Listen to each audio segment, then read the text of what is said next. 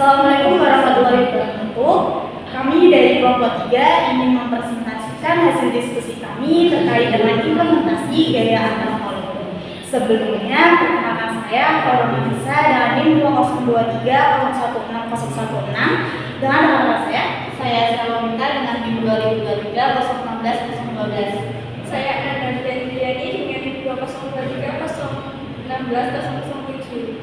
Saya Estiawati Putriani dengan NIM 2023016015. Sebelum masuk ke implementasi gaya antar molekul, lebih baik kita harus mengetahui pengertian dari gaya antar molekul. Gaya antar molekul adalah gaya antar molekul. Jadi antar molekul satu molekul yang lainnya memiliki interaksi gitu.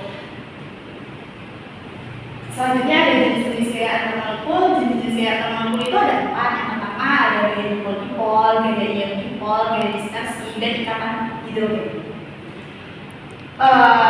Masuk ke pengertian gaya dipol-dipol. Apa itu gaya dipol-dipol?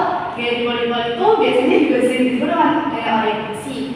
Gaya dipol ini antar aksi antar kutub positif dari satu molekul dengan kutub negatif dari molekul yang lain akan menimbulkan gaya tarik-menarik tapi relatif lemah. Selanjutnya ini ada gambar. Terus di bawah ini menjelaskan gambar tersebut. Penjelasannya yaitu kekuatan gaya dipol ini akan semakin besar bila molekul-molekul tersebut mengalami penataan dalam ujung positif. Suatu molekul mengarah ke ujung negatif dari molekul yang lain. Adalah ikatan hidrogen. Ini ikatan hidrogen adalah interaksi dipol-dipol antara atom hidrogen dalam ikatan polar seperti N dengan H, O dengan H, atau F dengan H dengan atom elektronegatifnya O, N atau F. Seperti pada gambar di atas ini, ada dua ikatan. Yang pertama dari ikatan hidrogen dan ikatan kovalen. Yang pertama ikatan hidrogen. Kenapa disebut ikatan hidrogen di sini? Karena terjadi antar molekul. Nah, yang kedua ini kenapa disebut ikatan kovalen? Karena dia terjadi dalam satu molekul atau intramolekul. Baik, selanjutnya adalah gaya dispersi. Gaya dispersi di sini adalah gaya timbul dari dipol terinduksi sementara pada atom molekul. Seperti pada contoh gambar di sini, ada dua interaksi yang terjadi. Yang pertama antara ion dengan dipol terinduksi, yang kedua adalah dipol dengan dipol terinduksi. Yang pertama terjadi interaksi dipol terinduksi ion, yang kedua terjadi interaksi dipol terinduksi dipol. Nah, dalam gaya dispersi ini terjadi antara molekul non-polar dan non-polar.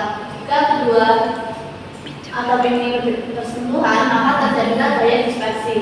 Selanjutnya adalah gaya ion dipol. Gaya ion dipol di sini terlibat dalam larutan di mana senyawa ionik dilarutkan ke dalam pelarut polar seperti larutan meja atau MsCl dalam air. Serta kita perhatikan ini harus untuk larutan atau bukan zat murni. Nah, karena melibatkan dua spesies berbeda, yaitu ion dan molekul polar. Seperti pada contoh gambar ini. Yang selanjutnya ada implementasi dari gaya antar molekul. Yang pertama yaitu interaksi antar molekul dalam pengolahan limbah batik. Proses pembuatan batik melibatkan penggunaan zat pewarna yang dapat berinteraksi dengan zat lain. Ketika limbah batik dibuang, zat pewarna ini dapat terlepas dan mencemari lingkungan air.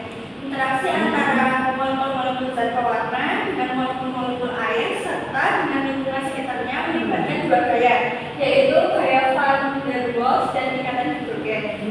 Yang selanjutnya, implementasi interaksi antar molekul yaitu membantu stabilitas struktur protein dan bertanggung jawab dalam struktur DNA yang membawa informasi genetik.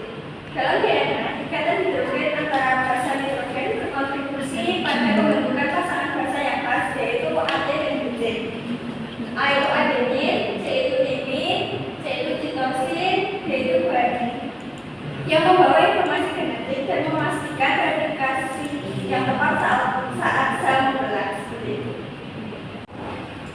Berikutnya ada beberapa referensi yang kami ambil untuk menyusun PPT. Sekian presentasi kami, kurang lebihnya mohon maaf. Wassalamualaikum warahmatullahi